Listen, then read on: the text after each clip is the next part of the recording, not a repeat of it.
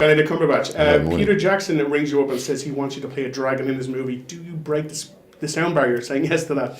You do, and then you immediately say, but can I do motion capture? Because I wanted it to sort of be based in a physical reality as well as doing the voice. So it was just a great collaboration from the word go, and I was thrilled. I told my dad, first of all, who read me the books when I was a kid, and he was over the moon for me and really proud. And then, good actor that he is, said it 5 minutes later, why aren't I being seen for any roles? So yeah, it was a great day.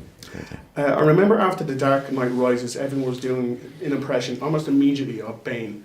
And I was watching. Good luck to them doing a Smaug impression is all I can say. This is the thing. I was walking out of the screening and people were doing their best to do an impression of Oh, were they? Were they trying? They were definitely. Were there some I was good one ones? of them trying, and it's difficult, but Yeah. it's always a sign of a fantastically memorable voice. Oh. But as you mentioned, you did mocap as well. How do you go about mocapping a dragon? It's hard.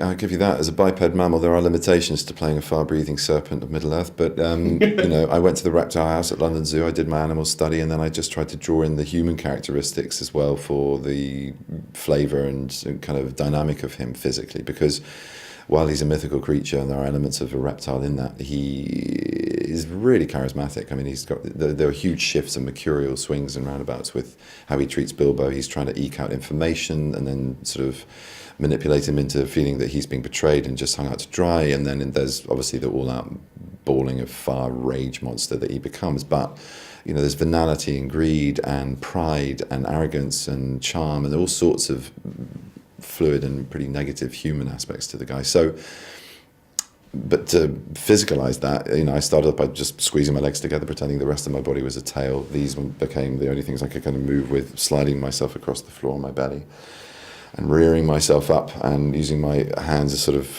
fingers as over-articulated claws and just thinking about the face and the distended jaw and over-articulating my neck and hurting the crap out of my back and doing all sorts of things I shouldn't do. But it was fun. Mocap's incredible because motion capture, that is, because you're completely free. There are no technical hindrances, no continuity, no particular kind of frame ratio, but kind of placing in a frame that you have to do for green screen work, and pretending a ping pong ball is a human being or a green screen is the rest of Middle-earth / New Zealand. So it's a grey carpeted room that's really drab, but you just get to play like a kid and imagine everything. So as extreme and weird as it sounds to try and pretend to be a dragon, you're starting literally from the ground up, and I loved that. It felt playful, and it kind of harkened back to the imagination involved in hearing my dad bring the character to life when I was a kid.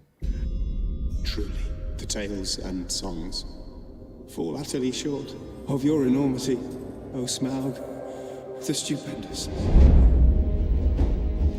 We are the dwarves of Erebor. We have come to reclaim our homeland. I offer you my help. How do we know he won't betray us? We don't.